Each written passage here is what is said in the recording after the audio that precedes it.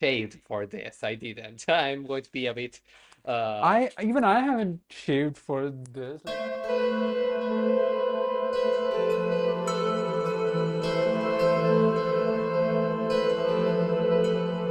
It's 23 degrees, feels like 25 degrees, and I'm wearing a jacket Okay, no, it's 9 with degrees over here. with the fan off.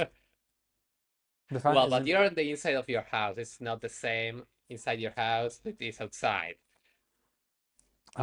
Like the first 10 minutes of this interview is just going to be us talking about the weather, which is such a British thing Why to do. not? I've heard. I'm like, yeah. Uh, but anyway, coming to the also, hello everybody. This is like kind of a talk back that we're doing. We've already seen one with Arsene.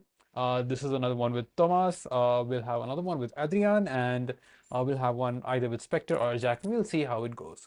Uh, if you haven't watched episode 4, I would suggest go watch it. There are tons of spoilers. There's gonna be tons of spoilers for this one in that Surely. case. So, you might want to watch it. Yeah, I feel like it's worth a watch. Because Thomas and Apollo have done such a great job in the performance for this one. Uh, and frankly, I mean, I knew Thomas kind of. I had seen like I think one of his actual plays, and I was supposed to be part of one of his games of for kids on bikes, but that Yeah, didn't pan out because of that's difficult. scheduling, life, etc.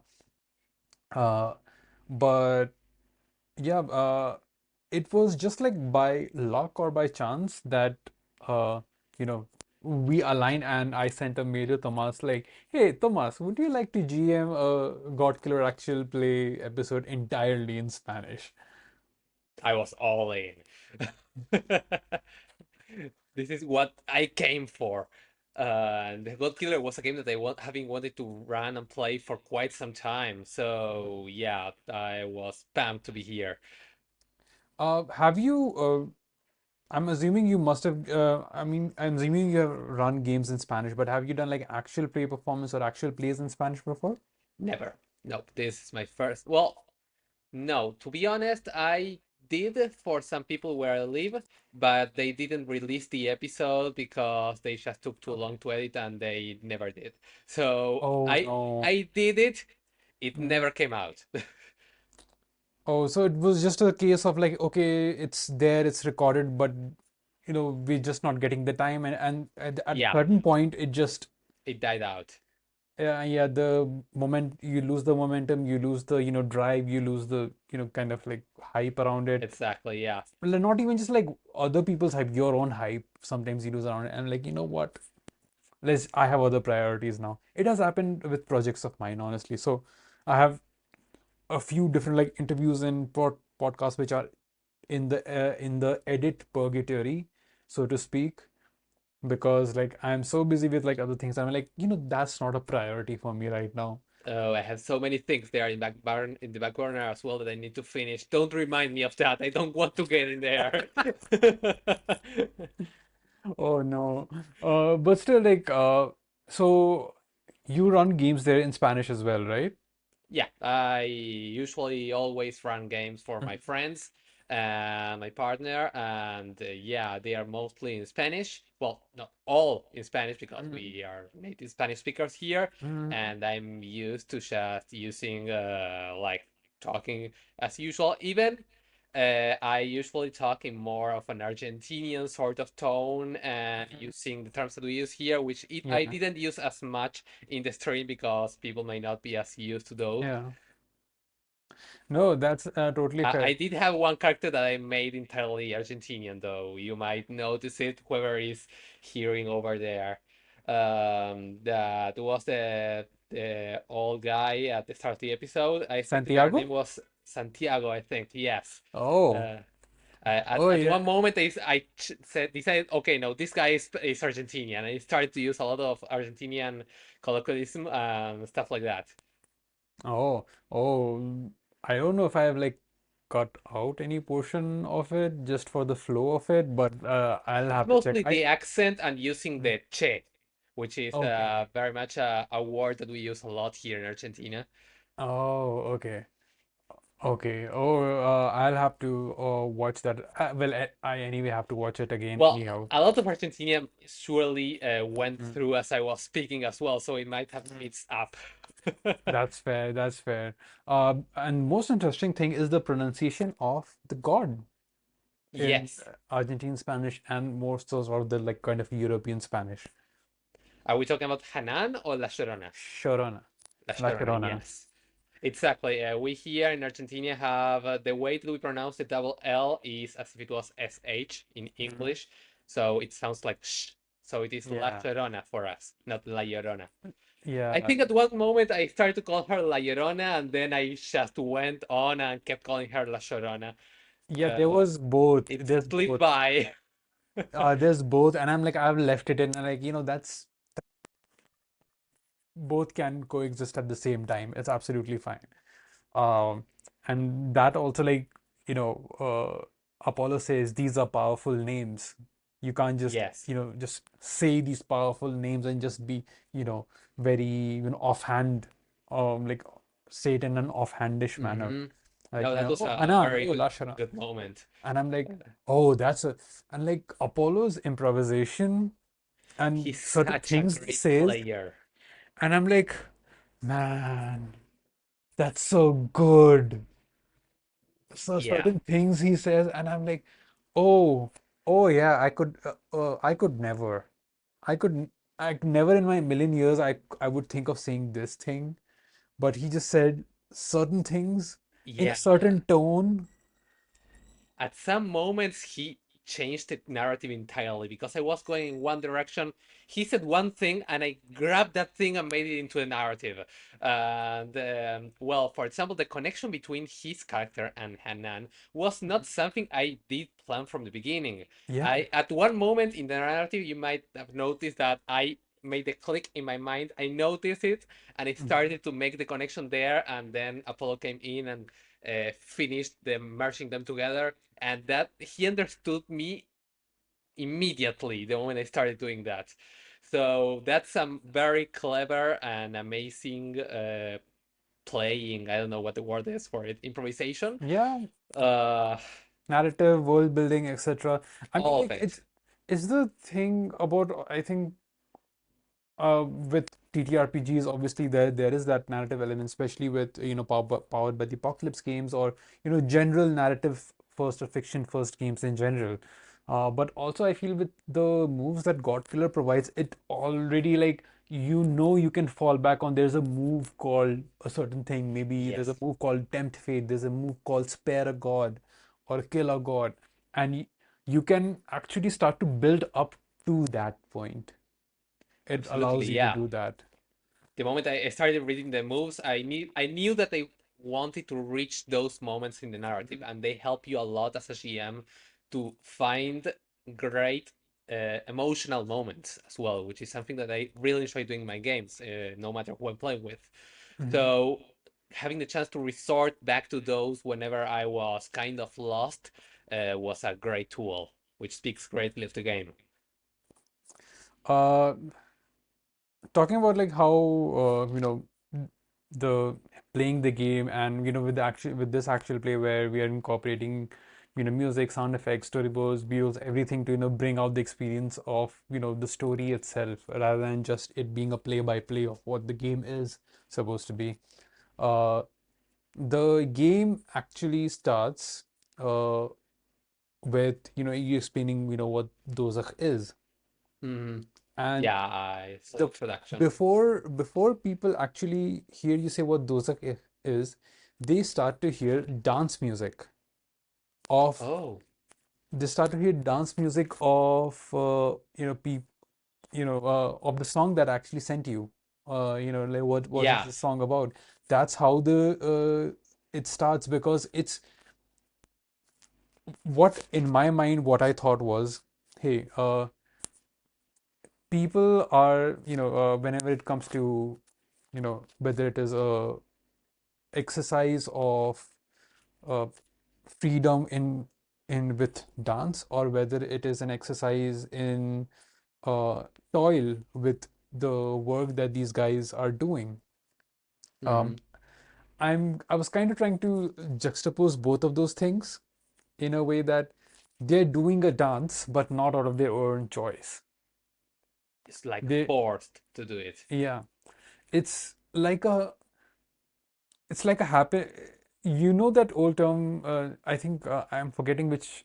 I think was it Sartre or was it somebody who says it, that we must imagine Sisyphus happy, like the myth of Sisyphus, where he's like Uh, constantly rolling a certain yeah, boulder up the Sisyphus hill, and then it going uh down. where it has previously been said to be like, this is not a worthy thing to do, that this is something that you should be ashamed of, but Yes. you can still be satisfied in the work that you do, even though you're not the one who is supposed to, you're supposed to suffer. Hmm. No, but Sisyphus brought about a change. Sisyphus stole from the gods. Sisyphus brought about a change, and we can imagine, even though Sisyphus is in toil, is constantly, under pressure of, doing this work of rolling up a boulder endlessly over a hill, you know, without any reward for it. You can imagine Sisyphus happy because of the change he brought to the world, even though Absolutely, he, yeah. uh, and so I imagined this world in which certain people in those world, even though they are, being condemned in hell, I'm like, Mhm. it was kind of like, they can be like, you know what, I'll suffer in hell because I did something which needed to be done, and I did Uh-huh. it. If I'm going to, like, dig up mines for eternity, so be it. That was worth it. It's uh, worth it, exactly. so And I know I just threw a word salad of, of like, trying to justify a certain thing, just to justify a juxtaposition of, mhm. certain kind of music over a certain kind of scene. But that's how my mind worked. I was like, that's where my mind immediately went to, and I'm like, this music fits for me in my mind. I don't know what people who watched it thought of it, but I hope they like it. I don't know if I've changed We'll it by the see. time. I don't know if I've changed it by the time this comes out. I don't know. I don't know. It's still in edit by when we are recording this, and you guys gonna see it after it has come out. So, but I'm happy with it. Mhm. Uh, what was your highlights of the session? What was your things like? Uh, because Adrian is the one who was supposed to GM before you, but again, Yes. life happens, work happens. That's absolutely fine. Adrian made an amazing job at creating a world that felt very unique and a character that I would have never thought of using La Llorona if it wasn't for him. And yeah, when you brought me in Hanan, I envisioned like the mistress of hell, someone that is very rude and that has something like that. But when I was reading all the notes that Adrian took, there were some about La Llorona, and I didn't understand exactly why she was Mhm. in there. Yeah. And there were some connections in it, and that she was possibly named it both ways, and there was like a similitude in both of them. And Hmm. that's when the idea came to my mind to mix them together. And so I went ahead and did quite a bit of research on La Llorona just to make sure to be as close to the myth as I could, because even though it's mostly La Llorona from Central America, but it Hmm. is a myth that is sparse all around, all about Latin America, here in Mm. Argentina as well. Yeah. Um, and I wanted to just make justice to the character, even though I'm changing a bit of the origin in the story Hmm. by mixing it up with Hanan's storyline. Hmm. But as for the question that you asked before, I think that the moments that were highlights for me were the confrontation moment between Apollo and Hanan was brilliant. The way that he brought the music in it, in a way Hmm. that he started narrating how he was envisioning that the music could have been, and Yeah. that was like very intelligent way of not having to go ahead and start singing, but making sure that every single detail that he wanted to fit into the narrative and the song as well fit in there. And I'm sure that you'll do your editing magic as well and put something Find in the something. background. Yeah. Find something. Uh-huh. And yeah, that connection that we built between the two of us with their characters, La Llorona and Jose, were just excellent. And mostly overall, the way that we interacted with each other, that we always seemed like we were reading our own minds, because I started bringing something and then he would reply in some way and move the narrative in a direction that I was envisioning, or maybe not, but that it was very interesting nonetheless.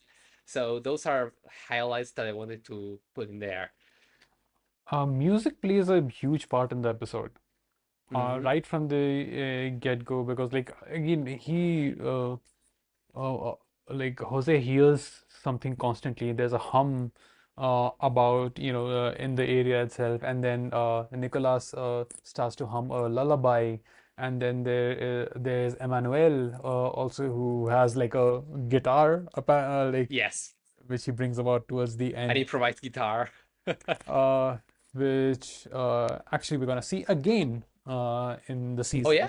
Yep. And I'm not gonna talk about that, but Okay, uh, we will see. we will see. I'm looking forward to seeing it in action. Yeah. Uh, I don't know if I'm gonna make Apollo sing. I can maybe bully him into it. I don't know. We will we will see. I actually was planning on singing in the Uh-huh. episode. I told Apollo that at the end of it because Oh. I did look around for songs about revolution Mhm. everywhere, and I couldn't find one that was good enough for the story that we were telling. Oh. So I decided no, and I didn't have the time because I was quite busy that week as well. Mhm. So I just went ahead and I wanted to sing a bit and see if Apollo at some moment started singing as well, because he was the one to bring the whole music theme around the game. So I was expecting that there was a chance that it could happen. Yeah. Well, whenever revolution happens, art is at Art is its essential. yeah, art is essential to a revolution. That's how, that's how punk came out to be, Yeah. And this is like a holy punk RPG. Like God Hmm. Killer is a holy punk RPG. So it's like it's it is poetic realism in a It way. is. Uh, were there things from Adrian's initial world building that he did that you not changed, but you were like, okay, this is great, and maybe I can add a bit of this into it, or maybe I can change a bit of this into There that. was a bit, yes, Hmm. because the vision that I feel Adrian had was more leaning towards Hanan as a character, and there was a bit of La Llorona as well in there, I thought they were but both the same from the start because, like, uh, they again, were, but there was uh, less of a connection. I put more oh, emphasis in La okay, Llorona uh-huh. and made um, Adrian was having Hanan have things from La Llorona. I did like the other way around. La Llorona has things from Mm, Hanan. yeah, Um, fair. and in that way, there was ways that you could defeat this goddess, and there were things that made sense. When I was doing some research about La Llorona, I found out that here in Argentina, there is this thing about I forgot the term, the el espanto, that is El very Panto. predominant in the episode. El espanto Yeah, is some yeah. sort of illness similar to the bad eye that can appear you when you hear the weeping of La Llorona. Oh, That's why Nicolas that. was having it the entire episode. He Mm. was like affected by it the whole way through, and he needed to find some healer that could help him out. And there are some curanderos, that the healers that Mhm. know exactly pass through different generations how to heal el espanto. And I wanted to Mm. have that appear as a part of my culture as well, bring it into the game that wasn't in there from the start. Oh, that's so interesting. That is really that is really really cool. Uh, there was one moment where I think Apollo does a move called connect with someone, where he's connecting with Yes. Nicholas. And there's a thing like, what common grounds do we share? What still divides us? He answers, what still, what still divides us? And you answer, what common ground do we share? And in the, like, I think in the what common ground do we share?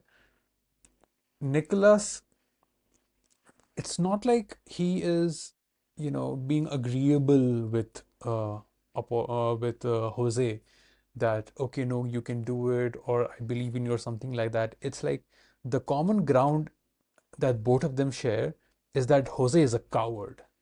Jose Yes, doesn't deserve exactly. this. And I'm like, oh, that's the common ground, does not have to be a positive. Nope. I didn't say It's anywhere not, it was like it's, that, yeah, so I went that way. because Uh, Jose believes it and Nicholas believes it too, and that's what they're like, that Jose is unworthy. That's the mm. common. And I'm like, oh, that played to my heartstrings like so well. And I'm like, you played me, Thomas. I was like, when I was editing it, I was like, you played me, Thomas. That's a good way to explore that move because. Yeah, and we needed to find more places in the narrative to show off that Apollo's character was not the one that was tasked for this.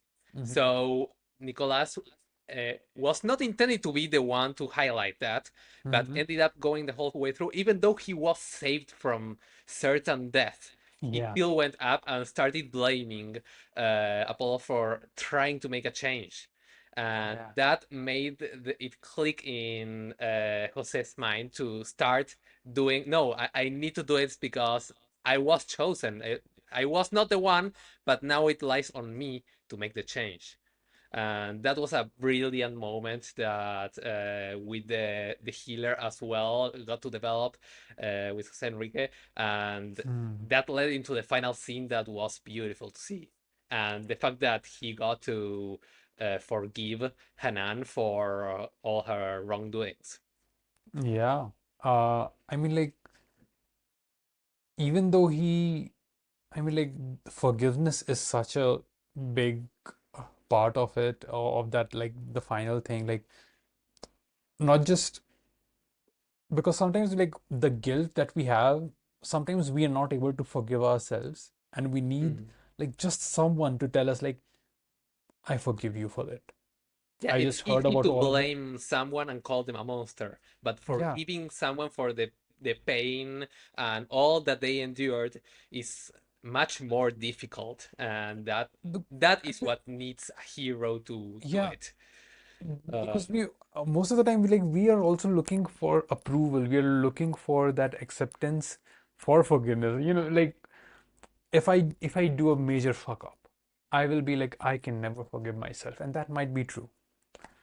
I will never forgive myself. I can do. I mean, like, I did such a huge fuck up. But if I know someone who knows or has seen what I go through, and they come and they forgive me, and I'm like, that just like sometimes it hits really different, and that yeah. has like a much more impact than it coming from me, or somebody I'm close to, because like Hmm. I'm like, okay, you have a bias, that's why you're forgiving me.